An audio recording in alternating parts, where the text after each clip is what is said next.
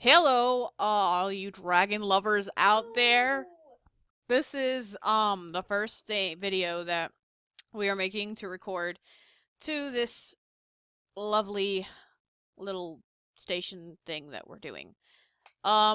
Basically what this is going to be is kind of a semi-animated story about my dragon clan here on Flight Rising. And in case you don't know what Flight Rising is, it's this super cool, like, it's basically Dragon Neopets. And me and my two sisters play on it. I should introduce myself. I'm Ricky, and, I'm Brianna, his sister. younger sister. I am currently 16 years old and I live in Florida in the great United States of America.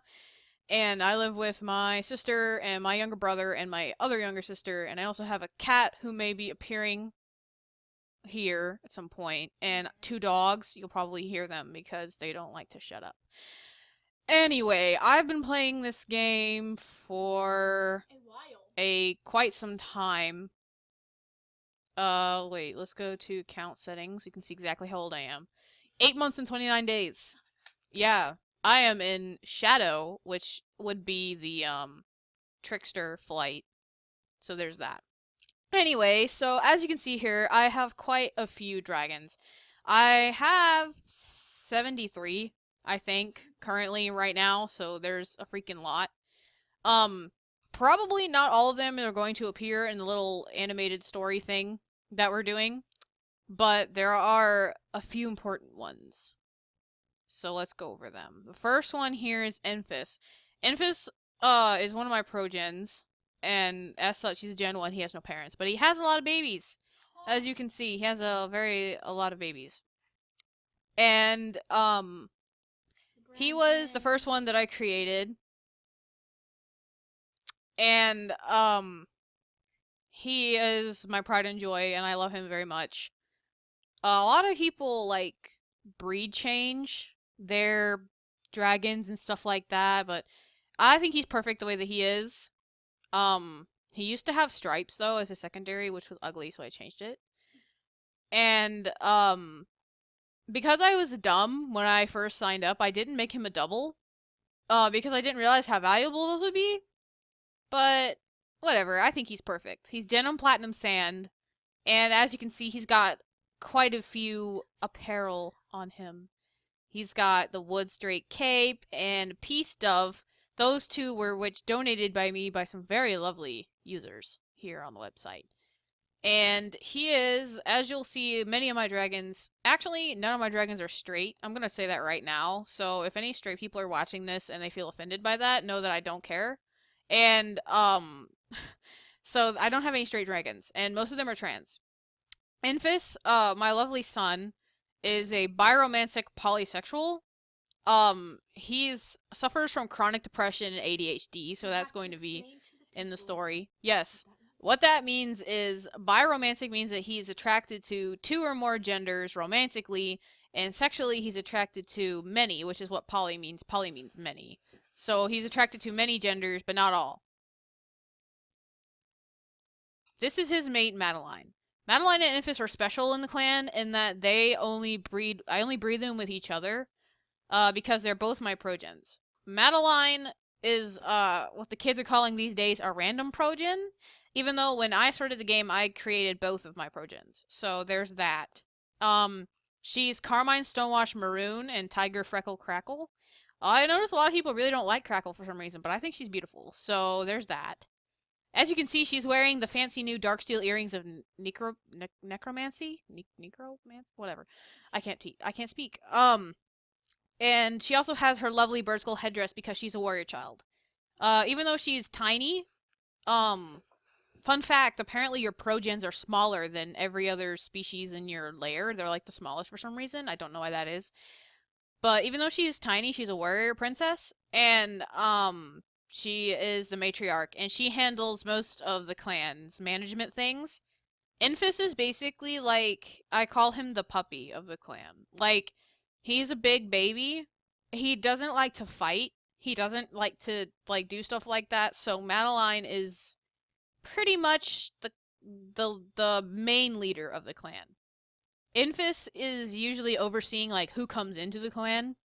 She um is she does allies and stuff like that and is the big negotiator. She is a demigirl, which means that her gender is like she's partially girl, but the rest of it is kind of just the void. So her gender is interesting. She's also bisexual, and she has another girlfriend who you'll see later. This is their daughter Lanza, and she is not their first daughter, as you can tell because she's only a week old. But she is the only one that is still here in the clan. Her siblings, something happens to them. You may not have read Battle of the Wolves, but on my Tumblr, kingofeli-fr.tumblr.com, if you go on there, you'll find I have a tagged Battle of the Wolves, and I'll put the link in the description. So that you can read it. But her siblings were killed by wolves. So she's the only one who lived. And so she's very protected, but she's also cool. She's pretty badass. She doesn't have anything written, as most of them don't. I haven't really decided much for her, so her character will grow as the story grows. Then we have Steelbender, and he was one of the first Nocturnes I got. Night of the Nocturne. As you can see, his birthday's Christmas. He's a special baby. I think I found his egg. I might have either found his egg or bought him. But he is one of the Night of the Nocturnes, and he's also Swift Strike's mate, who's next. An important thing to note is that pretty much all of my Nocturnes are autistic, so that will be reflected in their behavior. Steelbender is also nonverbal. He doesn't speak. He makes guttural noises and growls and chirps and stuff like that, and uses mostly his body language to show how he's feeling. So he will have a voice actor, but he won't be saying words. This is his mate, Swift Strike, and she's really cool, and I love her. She has a tic disorder, and kind of like Tourette's, but it's her body movement. And she's also autistic, but she's verbal. She's a very powerful magic user. As you can see, she's level 17, and because I had her in with another collie team, but I accidentally exalted the other two, so I didn't feel like How do you accidentally do that? Okay, well, it's a long story. No, Anyway, before Brianna interrupted me, she's also another Night of the Nocturne baby, as you can see, December 21st. So she's a little older than her mate, but only by a couple days, so it's not a big deal. And she's a very powerful magic user. And she's also, as you can see, she's decked out in steampunk. That's another thing you'll see with a lot of my Nocturnes are steampunk. Steampunk stuff on them. And she's cool. Ragnak is Steelbender and Swift Strike. He was one of their first babies. And they don't have as many as Infis and Madeline because the Nocturne cooldown is 35 days, so I can't breed them as much. But as you can see, he's beautiful and I love him. And he's our clan's alchemist, so he likes to blow things up. He's also Xylena's mate, who you'll see in a little bit, and he has had a few babies with her, but he had a mate before, but I exalted her. But so far as clan lore is involved, you'll find out in the story, he talks about what happens to her. He is verbal, but he's still autistic. Important to note. Xylena, this is his mate, and as you can see, she's also got steampunk. Xylena is kind of a sad story. You find out like she didn't want her first like eggs, because it was like a forced mating and she didn't like it, and there's that. But now she's with Ragnak, who really loves her, and they love each other. There's Louisa. Louisa is their daughter, the only one who stayed in the clan, and she's got pretty teardrop jewelry on, and she's very beautiful. Cinca and his mate, her mate Itzel, are very interesting. Because I bought them intending on breeding them one time and then exalting them, and as you can see, that didn't happen. I kept them and gave them ugly sweaters, and they're beautiful, and they make beautiful pastel babies. So I keep them, and they're gonna be breeding again in 6 days. So if any of you guys are interested in those babies, hit me up. This is her mate Itzel, and he also has the ugly sweater because he's adorable. And I love them. I don't really know too much about them other than they're like the best parents in the world, and they're really sweet, and they spend most of their time taking care of their clan's hatchlings. Orf Halaith, I'm not really sure how to pronounce her name. I got her from a friend. They were gonna get rid of her, and I thought she's a second gen. So I was like, okay, fine, I'll take her and have another gene project. And I think she's pretty. She's lemon gold thistle, and I've got, as you can see, I've got a turt on her at least. And I'm going to be gening her up. She's also equipped with the Waveswept accent, which was a Wavecrest Saturnalia 2015 accent, and was going for a lot on the auction house, but I decided to put it on her because it looks so pretty. She hasn't been bred yet because she's not gened up.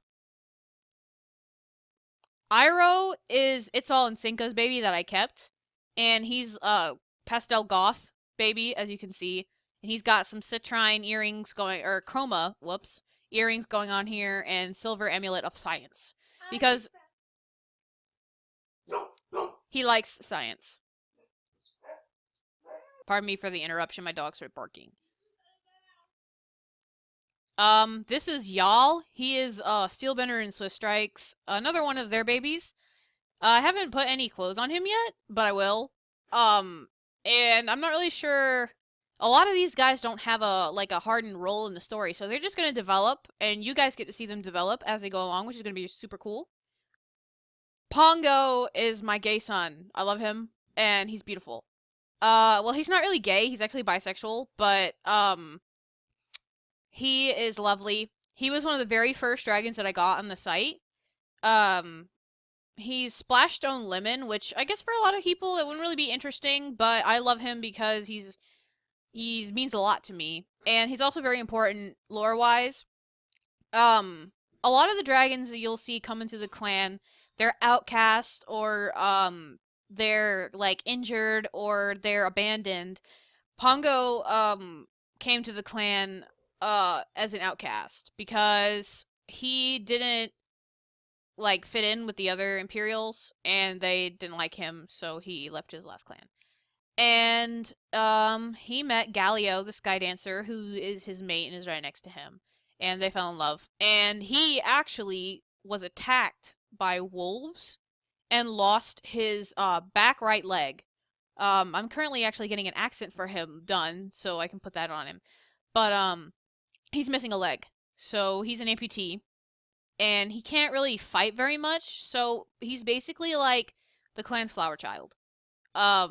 But he helps Galio, his mate, out.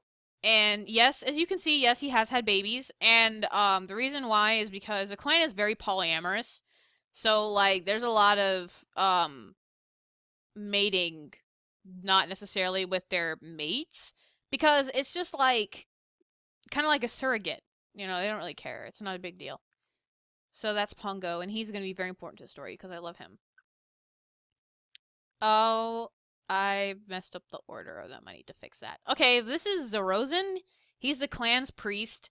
I saved him from being exalted by somebody who was like quitting, and they're like, I don't want these, I'm gonna get rid of him. And I was like, no, I need it because he's old and beautiful, and he's the clan's priest, so he's very religious.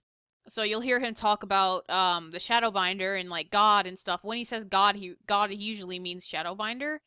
Although it could also mean the Windsinger because he's a wind dragon, so he's also a priest of wind. So there's that too. Hold on.